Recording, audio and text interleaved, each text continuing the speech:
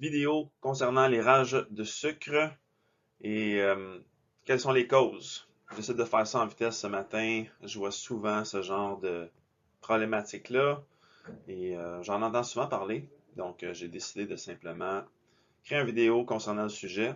Ça sera pas très long. C'est parti. Donc, en premier lieu, une des causes des rages de sucre, ça pourrait être simplement la déshydratation, le fait de ne pas assez consommer d'eau dans notre quotidien. Notre corps reconnaît qu'il est en carence d'un certain élément, dans ce cas-ci, simplement de l'eau, le fait de boire à travers notre journée euh, pourrait simplement faire en sorte d'avoir moins de rage pour certains éléments qu'on pourrait considérer que c'est du sucre qu'on a besoin, mais c'est simplement de l'eau qu'on a besoin d'intégrer à notre quotidien. Donc, le truc pour y remédier, avoir une gourde à portée de main et simplement consommer une source d'eau pure. Par la suite, un manque de sel dans notre quotidien pourrait amener aussi à cette problématique-là. Donc, parfois, le sel est démonisé dans le quotidien des gens. Ils veulent en consommer le moins possible, mais il reste qu'il y a plusieurs fonctions de notre corps qui sont dépendantes du sodium. Donc, par exemple, la santé digestive, l'optimisation de notre gestion globale, la production de différentes hormones de stress. Bref, il faut qu'on refasse nos réserves.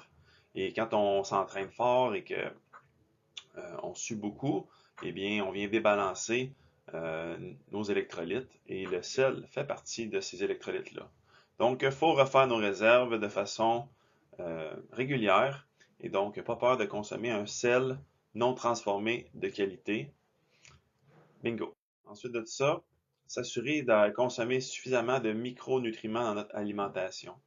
Et pour cela, ben, il faut qu'on consomme des aliments vivants de haute qualité euh, pour aller chercher ces différents micronutriments-là.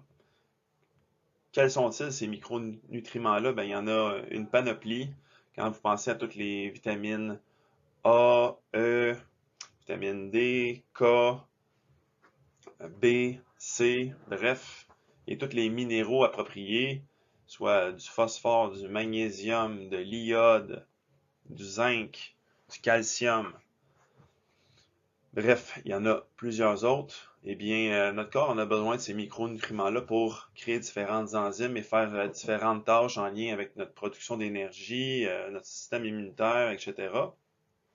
Et si tranquillement on développe des carences à cause qu'on surconsomme des aliments transformés qui ne contiennent pas ces micronutriments-là, eh bien, on finit par développer une certaine dette envers notre organisme. Et là, ben, c'est là que les problématiques se manifestent. Et parfois, ces problématiques-là, c'est des rages de sucre. Donc, notre corps reconnaît qu'il a besoin de quelque chose, mais nous, on n'a aucune idée de ce qu'il a besoin. Et donc, il faut euh, adopter la stratégie d'avoir une alimentation variée pour aller remplir nos réserves de micronutriments. Et parfois, la supplémentation peut être intéressante pour pouvoir pallier à ces micronutriments-là qu'on a manqués dans notre alimentation. Ensuite de ça, j'ai mis l'image d'aliments variés. Euh, ça serait plus en lien avec déterminer quels sont les ratios de protéines, glucides, lipides qui nous conviennent le mieux pour soutenir notre satiété et faire en sorte que justement on ne soit pas constamment en envie de manger quelque chose si on respecte nos propres besoins individuels en termes de macronutriments. Donc déterminer les bons ratios de protéines dans notre journée, de glucides et de lipides, eh bien ça va jouer sur notre satiété et ça va faire en sorte on va être moins tourné à aller se rassasier vers des aliments parfois malsains, c'est-à-dire des aliments sucrés.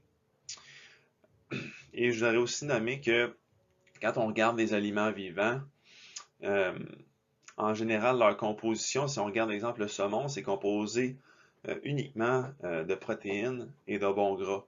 Quand on regarde la pomme grenade, c'est que des glucides avec différents nutriments, vitamines, mais pratiquement aucune protéine et aucun gras. Même chose pour les bleuets. Quand on regarde, exemple, les épinards, ben, c'est que des fibres, de l'eau, des vitamines et compagnie. Donc, on pourrait dire que dans la nature, il y a des règles qui sont naturelles, où est-ce que les glucides sont seuls et les protéines et gras sont ensemble. Et à mes yeux, c'est quelque chose qu'on aurait intérêt à respecter. Mais quand on consomme des aliments transformés qui sont composés de sucre et de gras, ça a un certain effet addictif pour le cerveau et c'est hyper dopaminisant, ce qui donne le goût d'aller vers retourner consommer ce produit transformé-là. Et donc, à mes yeux, ça serait important de euh, maintenir la cadence vers la consommation d'aliments vivants dont que la nature a créé tout simplement. Donc, les protéines et les gras sont consommés ensemble et les glucides sont consommés seuls. Ça devient beaucoup plus facile euh, d'implanter tout dans son quotidien quand on a compris cette règle-là. Et ça nous évite justement de nous créer euh, des désirs pour des aliments malsains, transformés, et ça nous permet de maintenir la cadence dans la bonne direction en maintenant une bonne consommation d'aliments vivants dans son quotidien. Finalement, dysbiose intestinale, quand on a donné trop d'aliments transformés à notre organisme, ça nourrit les mauvaises bactéries de notre système digestif, ça les fait proliférer.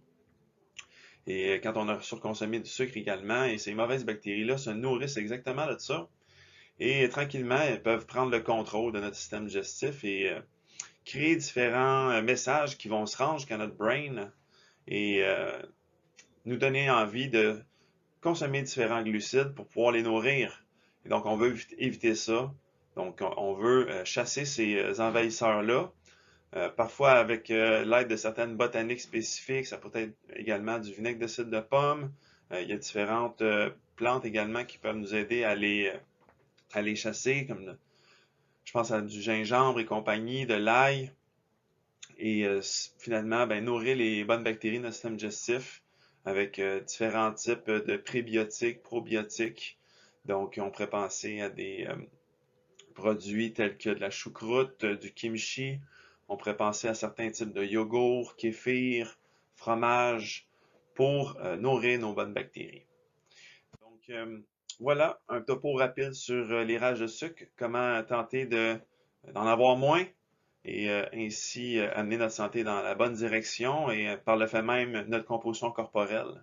Donc, si vous avez encore plus besoin d'aide pour vous amener dans la bonne direction et que vous êtes perdu, n'hésitez pas à me contacter. Nicolas Raymond Giasson de chez Mode de Vie Clinergie, ça va me faire un plaisir de vous donner un coup de main. Je suis rejoignable sur tous les réseaux sociaux. Donc, je vous souhaite une excellente journée.